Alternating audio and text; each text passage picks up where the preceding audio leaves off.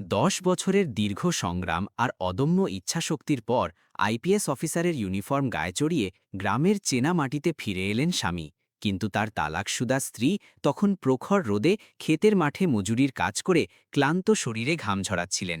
আর সেই অপ্রত্যাশিত মিলনের পর যা ঘটল বন্ধুরা, সেটা এক অসাধারণ হৃদয়স্পর্শী সত্যি ঘটনা।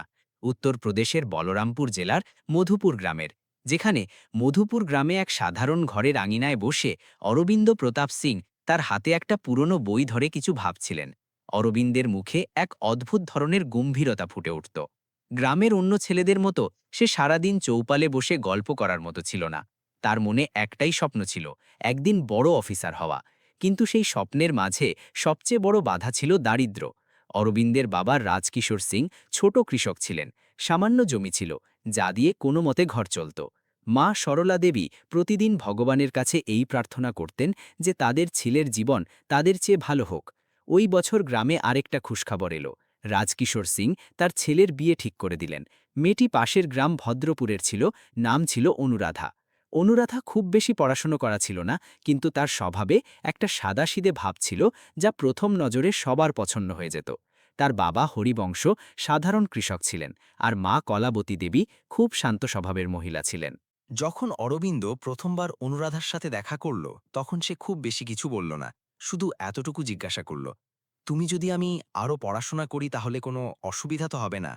অনুরাধা হালকা হাসির সাথে মাথা নিচু করে দিয়েছিল। অসুবিধা কেন হবে? যদি আপনার স্বপ্ন হয় তাহলে পূরণ হওয়া উচিত। শুধু সেই একটা উত্তর অরবিন্দের মনে কোথাও গভীরে গিয়ে পৌঁছেছিল।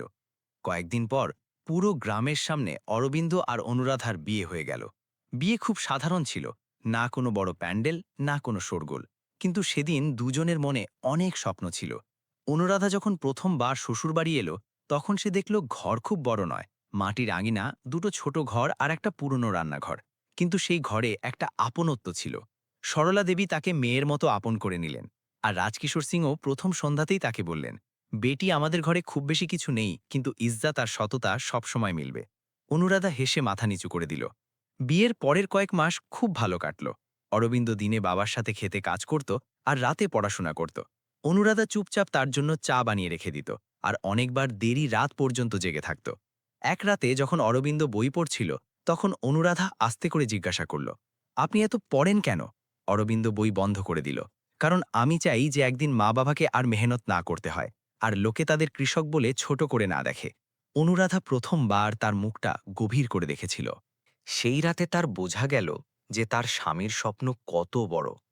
ধীরে ধীরে সময় কাটতে লাগলো, কিন্তু খুশির সাথে সাথে সমস্যাও আসতে লাগলো। ক্ষেত থেকে আয় কমতে শুরু করেছিল। সেবার বৃষ্টিও ঠিকমতো হয়নি। ঘরের অবস্থা আবার দুর্বল হতে লাগলো। এরই মধ্যে একদিন অরবিন্দ তার বাবাকে বলল, বাবুজি, আমি লখনৌ গিয়ে পড়াশোনা করতে চাই। সেখানে থেকে প্রস্তুতি নিলে হয়তো অফিসার হতে পারবো। রাজকিশোর সিং কিছুক্ষণ চুপ করে রইলেন। তারপর গভীর শ্বাস নিয়ে বললেন, বেটা, স্বপ্ন দেখা খারাপ নয়, কিন্তু ঘরের অবস্থাও তো দেখো। খেতে তোমার দরকার আছে। অরবিন্দ চুপ হয়ে গেল। সে জানত বাবা ভুল বলছেন না, কিন্তু তার ভেতরের স্বপ্ন আর চুপ করে থাকতে পারছিল না। সেই রাতে অনুরাধা দেখল অরবিন্দ অনেকক্ষণ জেগে আছে। সে তার কাছে এসে আস্তে করে বলল, যদি আপনি সত্যিই যেতে চান তাহলে যান। অরবিন্দ অবাক হয়ে তার দিকে তাকালো। কিন্তু ঘরে? অনুরাধা হাসল। ঘর আমি সামলে নেব, মায়ের সাথে। তার এই একটা বাক্য অরবিন্দের মনে আশা জাগিয়ে দিল। কিন্তু প্রত্যেক সিদ্ধান্ত এত সহজ হয় না।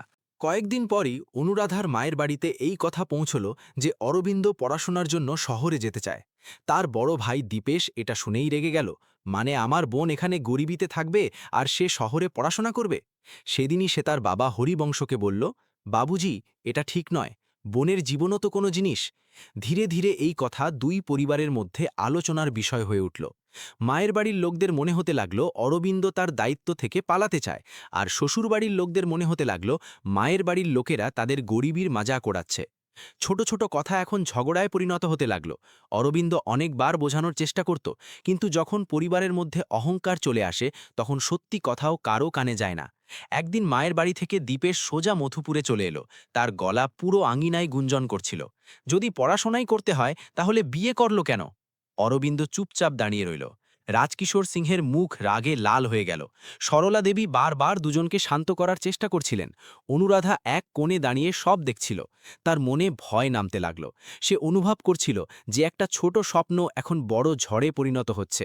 কয়েকদিনের মধ্যে দুই পরিবারের মধ্যে কথাবার্তা এত তিক্ত হয়ে গেল যে বিষয়টা পঞ্চায়েত পর্যন্ত পৌঁছে গেল। পঞ্চায়েতে বসা বুড়োরা দুই পরিবারের কথা শুনলেন। অরবিন্দ সেখানেও স্পষ্ট করে বলল, আমি অনুরাধাকে ছেড়ে দিতে চাই না, শুধু একটু সময় চাই। কিন্তু সেই সময় কেউ তার কথা পুরোপুরি শুনতে প্রস্তুত ছিল না। মায়ের বাড়ির লোকদের মনে হলো তাদের মেয়ের জীবন নষ্ট হয়ে যাবে, আর শ্বশুরবাড়ির লোকদের মনে হলো তাদের ইজ্জতে প্রশ্ন তোলা হচ্ছে। পঞ্চায়েতের সেই ভিড়ে দাঁড়িয়ে অরবিন্দ প্রথমবার নিজেকে একদম একা অনুভব করছিল। আর শেষমেশ এমন একটা সিদ্ধান্ত শোনানো হলো যা দুটো জীবনের দিশা বদলে দিল। অরবিন্দ আর অনুরাধার সম্পর্ক শেষ করে দেওয়া হলো। পঞ্চায়েতের আঙিনায় দাঁড়িয়ে অনুরাধার চোখ থেকে চুপচাপ অশ্রু ঝরছিল। অরবিন্দ শেষবার তার দিকে তাকিয়েছিল। তার চোখে হাজারো কথা ছিল, কিন্তু সেই সময় কোনো শব্দ বাইরে বেরোল না। সেদিন সন্ধ্যা হতে হতে অনুরাধা তার মায়ের বাড়িতে ফিরে গেল। আর সেই রাতেই অরবিন্দ চুপচাপ তার ছোট ব্যাগ তুলে নিল, ঘরের দরজায় দাঁড়িয়ে মাকে প্রণাম করল, আর পিছনে না তাকিয়ে লখনৌ যাওয়ার বাসে উঠে পড়ল। বাস ধীরে ধীরে মধুপুর থেকে দূরে চলে যাচ্ছিল, আর অরবিন্দ জানালা দিয়ে বাইরে অন্ধকারে ডুবে যাওয়া গ্রাম দেখছিল। তার মনে সেই সময় শুধু একটাই কথা গুঞ্জন করছিল, এখন তাকে যে কোনো অবস্থায় তার স্বপ্নকে সত্যি করতেই হবে। বন্ধুরা, যখন বাস সকালে লখনৌ পৌঁছল, তখন অরবিন্দ তার ছোট ব্যাগ কাঁধে ফেলে ধীরে ধীরে বাস স্ট্যান্ড থেকে বাইরে বেরিয়ে এলো। এই শহর তার কাছে একদম নতুন ছিল। চারদিকে ভিড়, শোরগোল আর দৌড়াদৌড়ি জীবন ছিল। কিছুক্ষণ সে চুপচাপ রাস্তার ধারে দাঁড়িয়ে রইল, যেন বুঝতে চেষ্টা করছিল এখন সামনে কি করতে হবে। অরবিন্দের কাছে খুব বেশি টাকা ছিল না, বাবার কাছ থেকে কিছু নেওয়ার সাহস সে করেনি, আর ঘরের অবস্থা সে জানতই। পকেটে শুধু এতটুকু টাকা ছিল যে কয়েকদিন কোনো মতে চলে যায়। সে শহরের এক পুরনো মহল্লায় একটা ছোট ঘর ভাড়া নিল। ঘরটা এত ছোট ছিল যে তাতে একটা চারপাই, একটা টেবিল আর একটা বাল্ব ছাড়া আর কিছু ছিল না। কিন্তু সেই ছোট ঘরেই এখন তার পুরো ভবিষ্যৎ বাস করতে যাচ্ছিল। দিনের শুরু তাড়াতাড়ি হতো। সকালে সে পাশের লাইব্রেরিতে চলে যেত, আর ঘন্টার পর ঘন্টা বইয়ের মধ্যে ডুবে থাকত। দুপুরে সস্তা চা আর দুটো শুকনো রুটি খেয়ে আবার পড়াশোনায় লেগে যেত। রাত হলে শরীর ক্লান্ত হয়ে যেত, কিন্তু চোখে ঘুমের চেয়ে স্বপ্ন বেশি থাকত। সময় ধীরে ধীরে এগিয়ে যাচ্ছিল। শহরে কারো তার গল্প জানা ছিল না, কারো এটাও জানা ছিল না যে সে কোন দুঃখ চেপে বেঁচে আছে। কিন্তু যখনই সে পড়াশোনা থেকে একটু ক্লান্ত হয়ে যেত, তখন তার চোখের সামনে অনুরাধার মুখ হেসে যেত। তার মনে পড়ত কিভাবে সেই রাতে হেসে বলেছিল, ঘর আমি সামলে নেব, মায়ের সাথে। সেই একটা বাক্য অরবিন্দকে প্রতিবার আবার দাঁড় করিয়ে দিত। অনেকবার এমনও হতো যে বইয়ের ওপর ঝুঁকে থাকা চোখ থেকে হঠাৎ অশ্রু ঝরে পড়ত। কিন্তু সে তাড়াতাড়ি নিজেকে সামলে নিত। সে জানত এখন পিছনে ফেরার কোনো রাস্তা নেই। দিনের খরচ চালানোর জন্য সে একটা ছোট্ট কোচিং সেন্টারে বাচ্চাদের পড়াতে শুরু করল। সকালে পড়াশোনা, দুপুরে বাচ্চাদের পড়ানো, আর রাতে আবার বইয়ের সাথে বসে যাওয়া, এটাই তার জীবন হয়ে উঠেছিল। অনেকবার ঘরের বাল্ব দেরি রাত পর্যন্ত জ্বলতে থাকত, আর জানালা দিয়ে বাইরে তাকিয়ে তার মধুপুরের সেই ছোট্ট ঘর মনে পড়ে যেত। মায়ের মুখ, বাবার ক্লান্ত চোখ আর আঙিনায় দাঁড়িয়ে থাকা অনুরাধা, সবকিছু যেন তার সামনে এসে দাঁড়াত।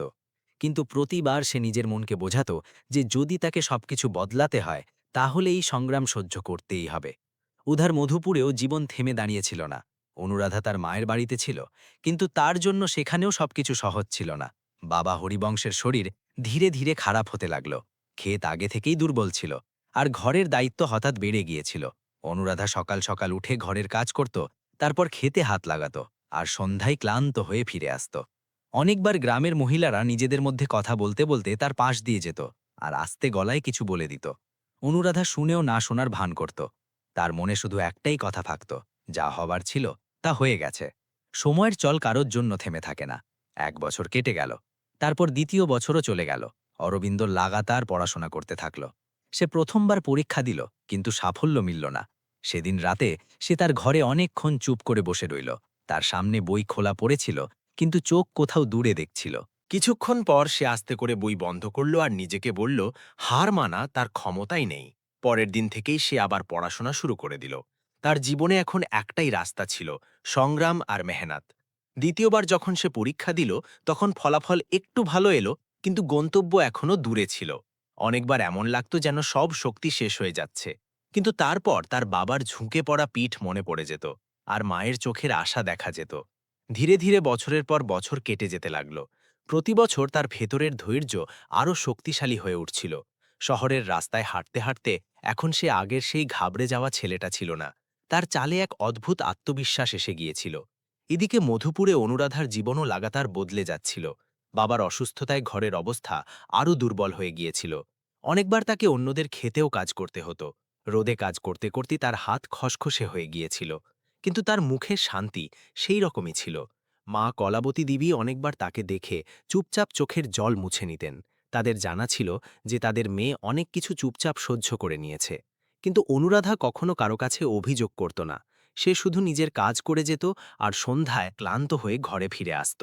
উধার লখনৌর সেই ছোট ঘরে বসে অরবিন্দ তার জীবনের সবচেয়ে বড় পরীক্ষার প্রস্তুতি করছিল। এটা তার তৃতীয় প্রয়াস ছিল, আর এবার সে নিজের ভেতর পুরো শক্তি লাগিয়ে দিয়েছিল। দিনরাতের মেহনত এখন তার মুখে স্পষ্ট দেখা যাচ্ছিল। যখন পরীক্ষার দিন এলো তখন সে মন্দিরে গিয়ে চুপচাপ ভগবানের সামনে মাথা নিচু করে দিল। তার মনে কোনো বড় দাবি ছিল না, শুধু একটা ছোট প্রার্থনা ছিল যে তার মেহনত বেকার না যায়। কয়েক মাস পর যখন ফলাফল এলো তখন অরবিন্দের নাম তাতে অন্তর্ভুক্ত ছিল। সেদিন তার ঘরে প্রথমবার খুশির আওয়াজ গুঞ্জন করেছিল। সে কাপা হাতে তার বাবাকে ফোন করল। ওধার থেকে কয়েক মুহূর্ত শুধু খামোশি রইল। তারপর রাজকিশোর সিংয়ের ভারী গলা এলো, বেটা, তুমি সত্যিই অফিসার হয়ে গেলে? অরবিন্দের চোখ থেকে অশ্রু ঝরতে লাগল। এত বছরের মেহনত অবশেষে রং লাগিয়েছিল। ধীরে ধীরে খবর পুরো মধুপুর গ্রামে ছড়িয়ে পড়ল যে রাজকিশোর সিংহের ছেলে এখন আইপিএস অফিসার হয়ে গেছে। অনেক বছর পর প্রথমবার অরবিন্দ গ্রামে ফেরার কথা ভাবল। এখন সে আগের সেই ছেলেটা ছিল না। তার জীবন বদলে গিয়েছিল, কিন্তু তার মনের কোনো কোণে এখনও কিছু অসম্পূর্ণ ছিল।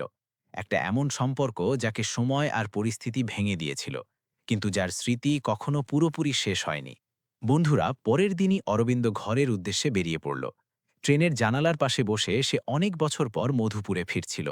যেই ট্রেন গ্রামের স্টেশনে পৌঁছল তার হৃদয় জোরে ধরফর করতে লাগল। প্ল্যাটফর্মে নামার সময় তার পায়ে দ্বিধা ছিল। সে এখন আইপিএস অফিসার ছিল, কিন্তু হৃদয়ে সেই পুরনো ছেলেটা জীবিত ছিল। বাইরে বেরোতেই তাকে মাটির সেই চেনা গন্ধ অনুভব হলো। বাইরে সরকারি গাড়ি দাঁড়িয়েছিল। গাড়ি গ্রামের দিকে এগোতে লাগল, তো রাস্তায় সেই ক্ষেত, সেই গাছ আর সেই ছোট ঘর দেখা যেতে লাগল। মধুপুরের কাছে আসতেই বাল্যকাল আর অনুরাধার স্মৃতি তার মনে ফিরে এলো। গ্রামের মোড়ে কয়েকটা বাচ্চা তাকে চিনে ফেলল। খবর ছড়িয়ে গেল যে রাজকিশোর সিংহের ছেলে অফিসার হয়ে ফিরেছে। লোকেরা রাস্তায় দাঁড়িয়ে গেল। অরবিন্দ গাড়ি থেকে নেমে ঘরের দিকে এগোল। যেই সে দরজায় পৌঁছল, সামনে সরলা দেবী দাঁড়িয়েছিলেন। যেই তারা ছেলেকে ইউনিফর্মে দেখলেন, তাদের চোখ থেকে অশ্রু ঝরতে লাগল। তারা কিছু না বলে অরবিন্দকে জড়িয়ে ধরলেন। এত বছরের দূরত্ব সেই এক মুহূর্তে যেন শেষ হয়ে গিয়েছিল। রাজকিশোর সিং কিছু দূরে দাঁড়িয়েছিলেন। তাদের মুখে গর্ব স্পষ্ট দেখা যাচ্ছিল, কিন্তু চোখে আর্দ্রতাও ছিল।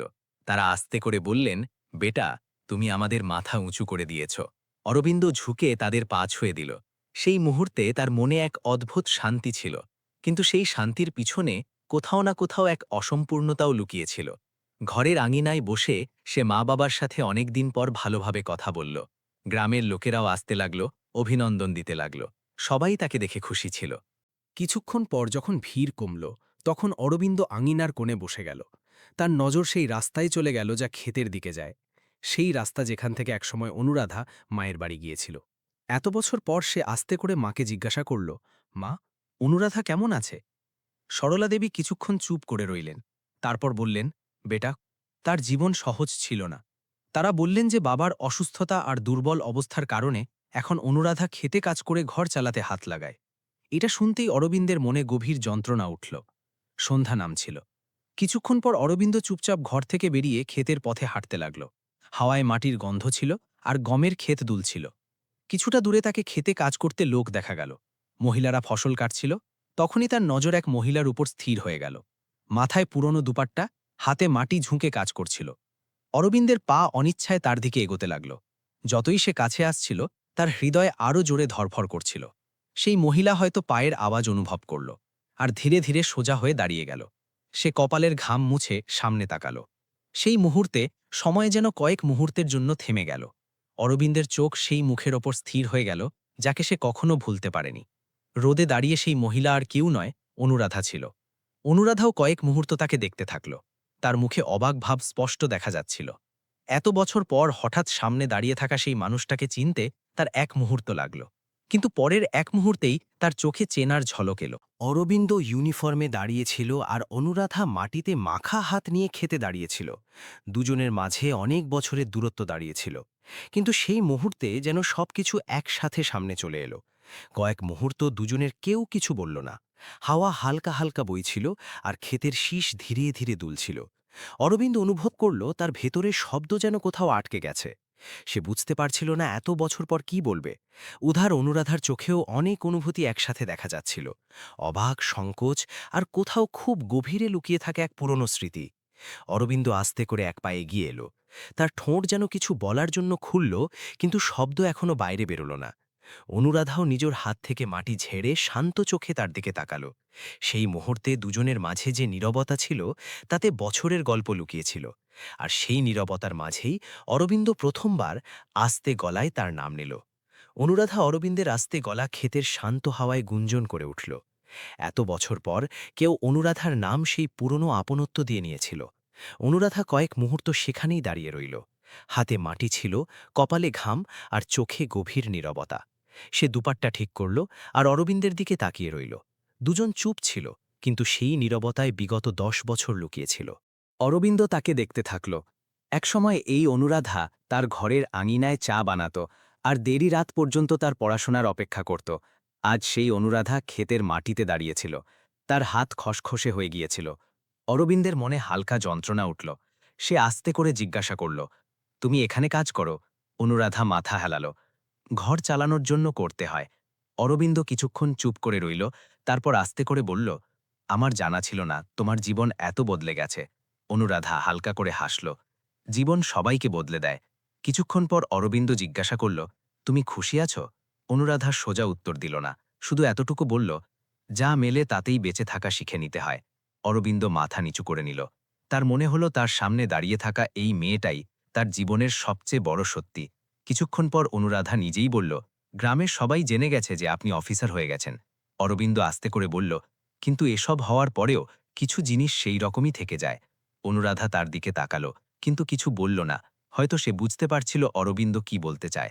সেই সন্ধ্যায় যখন দুজন ক্ষেতের ধারে দাঁড়িয়েছিল, তখন এমন লাগছিল যেন সময় কিছুক্ষণের জন্য সেখানেই থেমে গেছে। কিছুক্ষণ পর অনুরাধা বলল, তাকে ঘরে ফিরতে হবে।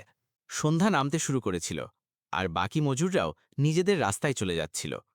অরবিন্দ শুধু এতটুকু বলল, আমি আবার মিলব।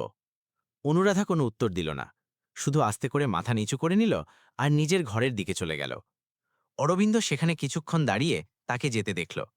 তার পা ধীরে ধীরে পায়ে এগোতে লাগল, আর তারপর সে চোখের আড়াল হয়ে গেল। সেই রাতে অরবিন্দের ঘুম এলো না। সে নিজের ঘরের আঙ্গিনায় অনেকক্ষণ বসে রইল। মা সরলা দেবী দেখলেন যে সে কোনো গভীর চিন্তায় ডুবে আছে। তারা আস্তে করে জিজ্ঞাসা করলেন, তুমি অনুরাধার সাথে দেখা করেছিলে? অরবিন্দ চুপচাপ মাথা হেলিয়ে দিল। কিছুক্ষণ দুজন চুপ করে রইলেন। তারপর সরলা দেবী ভারী গলায় বললেন, বেটা, সেই সময় আমরা সবাই খুব বড় ভুল করে ফেলেছিলাম। জিদ আর অহংকারে আমরা দুটো জীবন আলাদা করে দিয়েছিলাম। অরবিন্দ প্রথমবার অনুভব করল যে তার মায়ের মনেও ততটাই অনুতাপ লুকিয়ে আছে। পরের দিন সকালে রাজকিশোর সিং নিজেই অনুরাধার ঘরে যাওয়ার কথা বললেন। অরবিন্দ তাগার আটকাল না। কিছুক্ষণ পর দুজন অনুরাধার মায়ের বাড়ি পৌঁছে গেলেন। হরিবংশ এখন আগের মতো শক্তিশালী ছিলেন না। বয়স আর অসুস্থতা তাদের দুর্বল করে দিয়েছিল। যখন তারা অরবিন্দকে দেখলেন, তখন কয়েক মুহূর্ত চুপ করে রইলেন। তারপর আস্তে করে বললেন, বেটা, আমরা সেই সময় তাড়াহুড়োয় খুব বড় সিদ্ধান্ত নিয়ে ফেলেছিলাম। তাদের কথায় অনুতাপ স্পষ্ট ঝলকাচ্ছিল। কলাবতী দেবীও পাশেই দাঁড়িয়েছিলেন। তাদের চোখে আর্দ্রতা ছিল। তারা আস্তে করে বললেন, আমরা মেয়ের ভালো বুঝে যা করেছিলাম তাই তার সবচেয়ে বড় সমস্যা হয়ে গিয়েছিল। ঘরের পরিবেশ হঠাৎ ভারী হয়ে গিয়েছিল। তখনই ভেতর থেকে অনুরাধা বাইরে এলো। সে দেখল অরবিন্দ আর তার বাবা সামনে বসে আছেন। কয়েক মুহূর্ত সবার চোখ একে অপরের সাথে মিলল। তারপর ঘরে নীরবতা নেমে এলো। রাজকিশোর সিং এগিয়ে এসে আস্তে করে বললেন, বেটি, যদি সেই সময় আমাদের জিদ না থাকত, তাহলে হয়তো আজ অবস্থা আলাদা হতো। অনুরাধা শান্ত গলায় বলল, যা হওয়ার ছিল হয়ে গেছে বাবুজি। তার গলায় কোনো অভিযোগ ছিল না। এই কথাই সবার মনকে আরো ভারী করে তুলছিল। অরবিন্দ এখনো চুপ করে বসেছিল। সে প্রথমবার স্পষ্ট শব্দে বলল, ভুল শুধু এক পক্ষের ছিল না, আমাদের সবারই হয়েছিল। কিছুক্ষণ পর অরবিন্দ সোজা অনুরাধার দিকে তাকিয়ে বলল, যদি জীবন আমাদের আরেকটা সুযোগ দেয় তাহলে কি আমরা তাকে গ্রহণ করার সাহস করব? ঘরে বসা সবাই তার দিকে তাকিয়ে গেল। অনুরাধা কয়েক মুহূর্ত তার চোখে তাকিয়ে রইল। হয়তো সে বুঝতে চেষ্টা করছিল এত বছর পর এই প্রশ্নের কি মানে আছে। বাইরে আঙিনায় হালকা হাওয়া বইছিল, আর নিম গাছের পাতা ধীরে ধীরে দুলছিল। কয়েক মুহূর্তের নীরবতার পর অনুরাধা খুব আস্তে করে বলল, যদি এবার সিদ্ধান্ত মন থেকে হয় তাহলে হয়তো সাহসও এসে যাবে। তারই একটা বাক্য ঘরের হাওয়া বদলে দিল। হরিবংশ গভীর শ্বাস নিলেন, আর প্রথমবার তাদের মুখে হালকা স্বস্তি দেখা গেল। কয়েকদিন পর পুরো গ্রামের সামনে এমন একটা দৃশ্য দেখা গেল যার কেউ আশা করেনি। মধুপুরের সেই মন্দিরে, যেখানে একসময় তাদের প্রথম বিয়ে হয়েছিল, অরবিন্দ আর অনুরাধা আবার সাথে দাঁড়িয়েছিল। এবার কোনো তাড়াহুড়ো ছিল না, কোনো চাপ ছিল না। দুই পরিবারও এখন শান্ত হয়ে দাঁড়িয়েছিল। মন্ত্রের আওয়াজের মাঝে যখন অরবিন্দ অনুরাধার দিকে তাকালো, তখন তার মুখে সেই সাদাসিধে ভাব ছিল, কিন্তু এখন তাতে এক নতুন শক্তিও ছিল। বছর আগে যে সম্পর্ক জিদ আর ভুল বোঝাবুঝিতে ভেঙে গিয়েছিল, সেই একই গ্রামের মাটিতে আবার জুড়ে যাচ্ছিল। আর এবার সেই সম্পর্কের ভিত শুধু একটা জিনিসের উপর দাঁড়িয়েছিল: বোঝাপড়া আর সম্মান। বন্ধুরা, এই গল্প থেকে এই শিক্ষা মেলে যে জীবনে অনেকবার সম্পর্ক প্যারের অভাবে নয়, বরং পরিবারের অহংকার আর তাড়াহুড়ো সিদ্ধান্তে ভেঙে যায়। সময় চলে যাওয়ার পর মানুষ বুঝতে পারে সম্পর্কের দাম কতটা, কিন্তু ততক্ষণে অনেক দেরি হয়ে যায়। তাই কোনো সম্পর্ক ভাঙা লাগে একবার মন থেকে ভেবে নেওয়া উচিত, কারণ সত্যি সাথী সেই হয় যে কঠিন সময়েও সাথে দাঁড়িয়ে থাকে। কিন্তু এখন আপনারা বলুন, যদি আপনি অরবিন্দের জায়গায় থাকতেন, তাহলে কি এত বছর পর অনুরাধাকে আবার গ্রহণ করার সিদ্ধান্ত নিতেন? আর যদি আপনি অনুরাধার জায়গায় থাকতেন, তাহলে কি সেই মানুষটাকে আবার সুযোগ দিতেন যে কখনো পরিস্থিতির কারণে আপনাকে হারিয়েছিল? আপনার কি মনে হয়, ভুল কার বেশি ছিল, অরবিন্দের, অনুরাধার, নাকি তাদের পরিবারের? কমেন্ট করে অবশ্যই বলুন। আর যদি গল্পটা মন ছুঁয়ে থাকে তাহলে ভিডিওটাকে লাইক করুন, চ্যানেলকে সাবস্ক্রাইব করুন, আর এটাকে আপনার বন্ধুদের সাথে অবশ্যই শেয়ার করুন। আবার মিলব পরের ভিডিওতে এক নতুন গল্প নিয়ে।